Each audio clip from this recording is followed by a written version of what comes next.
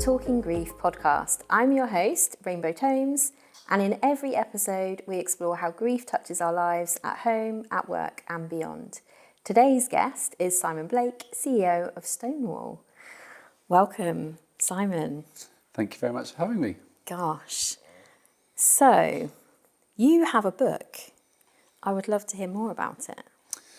So, about 10 years ago, my brother died unexpectedly. And one of the things which I did automatically is went into overdrive, looked after mum and dad, and we worked through all of that. And then about 4 or 5 months in, I noticed people would say, "How are your mum and dad?" And it was very much focused around them. Yeah. And there was part of me that was absolutely thrilled about that because I was desperately wanting them to be okay, but also part of me was like, what about me? And so then just started talking to a few people who'd also experienced death of a sibling.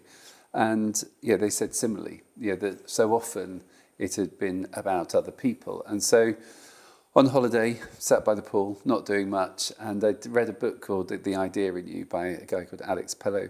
And I just had this idea that actually bringing together some stories from different people who'd experienced death of the sibling, whether through suicide or accident or physical illness, would be a really nice thing that could, I guess, console people. Because actually what we learned was there are lots and lots and lots and lots of people who have had experienced death of a sibling, but we just don't know that we're part of the club that nobody wants to be in because it's just not something that's spoken about. So it's called Brothers and Sisters, Stories About the Death of a Sibling, and it's 10 or 12 people who just talk about what happened, and of course happens in all sorts of different ways, whether it's death through HIV, through suicide, through drowning, through a road accident, through heart attack, through cancer, and how they responded to it.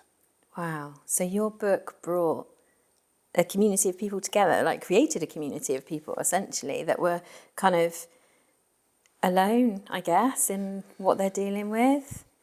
So that wasn't the intention when we set about doing it. The intention, I think, was really to just give voice to something that felt like there wasn't a voice. But as it happened, because we self-published it, because we wanted all the proceeds to go to Cruise, who do work supporting people, and because we actually ended up publishing it during COVID, it did bring a group of people together. And the day that we launched the book, all of us were on screen, apart from one person who said, actually, I've written it and that's been cathartic, but I don't want to talk about it. But just, I think, recognising that there's more than one of you sometimes is enough. It's so powerful, isn't it, to know that you are not alone. And it sounds like all of those stories were very different, but there was that theme there. I think there was a theme, and one of the themes was, particularly for those people who had been unexpected, and of course most of it was unexpected because it didn't feel in the natural order of life. However much time you might have had to prepare for the actual reality, it was something that was unexpected, and I think also that sense of a desire to be a good child for your parent or maybe for other siblings, but also that piece of I guess the bit which really surprised me, or perhaps brought home why I wanted to do it in the first place, was that sense of silence that was there about our experiences as siblings and what that meant, and the profound impact that it had, and how closely joy and pain could live alongside each other, and how much people didn't want to talk about it. It was almost as if talking about it would make something terrible, when actually the terrible thing had happened, and talking about it just meant that people recognised that you have or had, depending on the language. That's one of the things that we talked about a lot, is when people ask, do you have a brother or sister, say, do I say I had, or do I say I has, and do I say I have and they're dead, or what sort of language? So there were some common themes which are, I guess it was just nice to know that lots of us had this funny internal battle, which often was about pleasing others, making others feel comfortable, because death in itself makes you feel uncomfortable, particularly when it's not something that people necessarily talk about because they're 19, 20, 40, 35, whatever.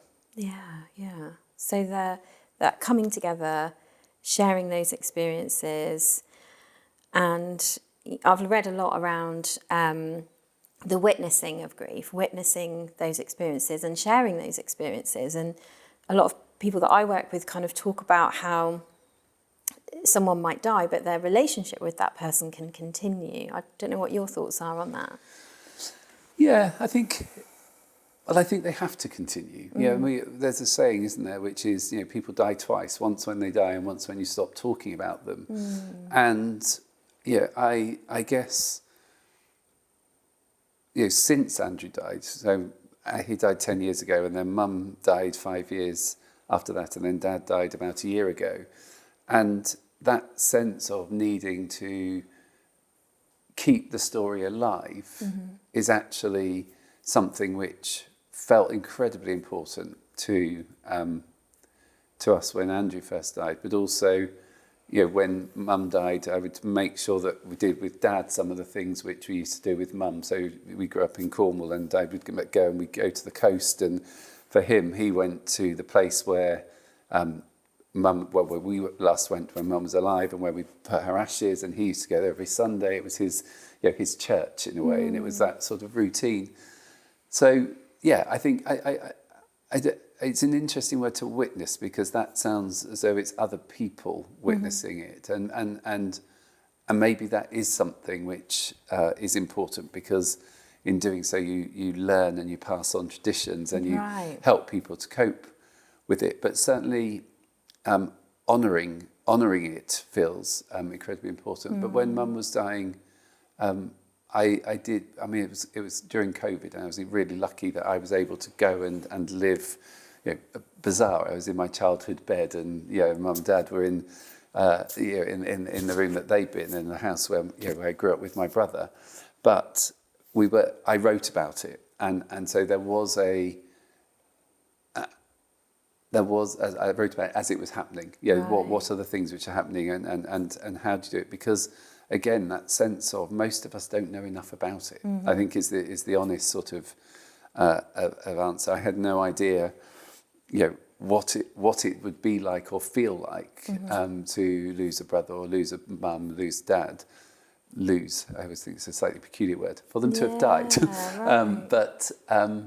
But actually helping to process it for yourself, and also then to help other people who go through it. I think we said over breakfast that a friend of mine wrote to me when she found out that Mum had been diagnosed with terminal cancer, and just said, all the things that I wish I'd known when I was told Dad was dying, I'm writing in this letter to you in the hope that it will help you. And it did. And I think I then wanted to pass that on, because there are lots of things we don't talk about, and death is one of them. Yeah. And what do you feel we need to talk about more in terms of grief, especially within workplaces? So I would take one step back, I think, from grief, and say we need to talk about the process of living and dying, and then death, and then grief.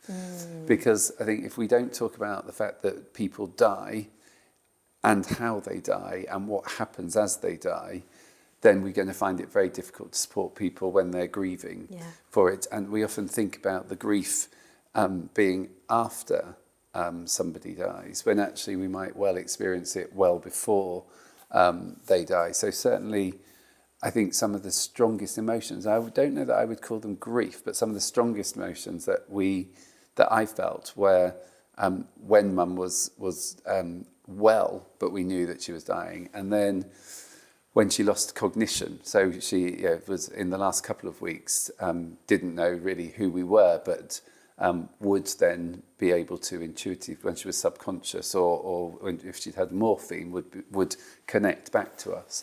And actually, the intensity of that was enormous. And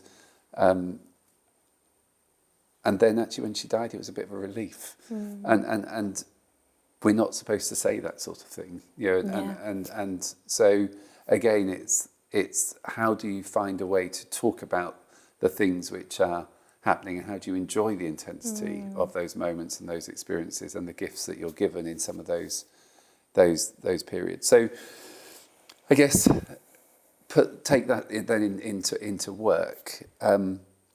So when Andrew died, I just started a new job, and I remember, literally we went down and turned his machines off. He'd been in a coma for 10 days, and I went back then to a conference and spoke at the conference, and then drove home the day after, because it was right in the 6 weeks before, 6 weeks after I'd started the job, and it felt like a big moment that I couldn't miss. And if I had my time again, I probably would do the same again, as odd as it sounded and did and was. When Mum died, because I was living in home, I was working in the conservatory. My boss at the time said, just take the time off, and I was like, there has to be some rhythm and structure to my day, and the only time that I would want to actually not to be at work at all is if there's something that necessitates that.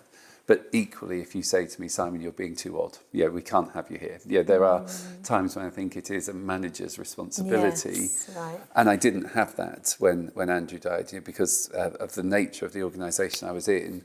And I was rubbish at making decisions. And there are some things now that 10 years on you can say that things happened because I didn't take some time off, and people didn't know me well enough. Whereas in this second time, my boss knew me well enough to be able to say, and we had a contract, that was, if I get odd, then send me home.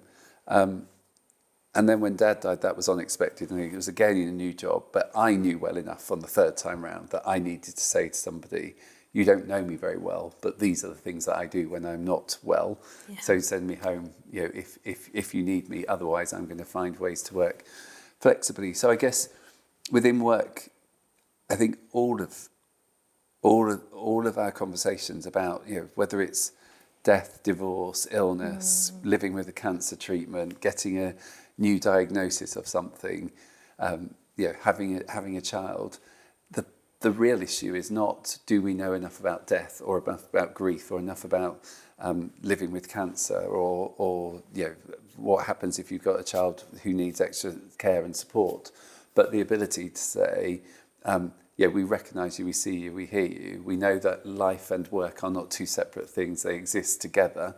How can we help, and what do you need to happen in order for you to be able to work well? We're not therapists at work, we are not support services at work. We are an employer who has a responsibility to do the best for our employees. And so recognising that when we are under the cosh, when we're in a period of pain, our work isn't perhaps going to be at the standard that it's going to be. How do we help people to make sure work doesn't become an additional burden, but can be its own form of distraction and focus, or that we say to people, actually, it feels like it's time to just step away for a while and go and take some time, heal, whatever it is, but making sure that we do our best to ensure that work is both supportive, but the actual reality of work, which is what we are at work to do, doesn't add to those issues as well. And I think what came through so strongly there is that collaboration, that it's not, it's that joint contract of what's going to be best, considering the business, considering the individual.